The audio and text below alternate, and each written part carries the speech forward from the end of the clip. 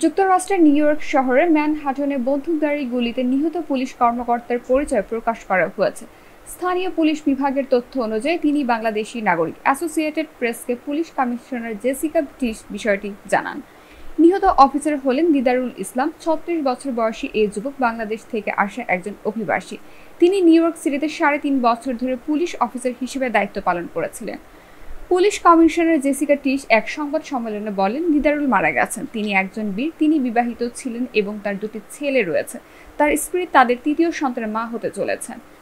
এই হামলায় পুলিশ সন্দেহভাজন বন্দুকধারী সহ ৫ জন নিহত হয়েছেন।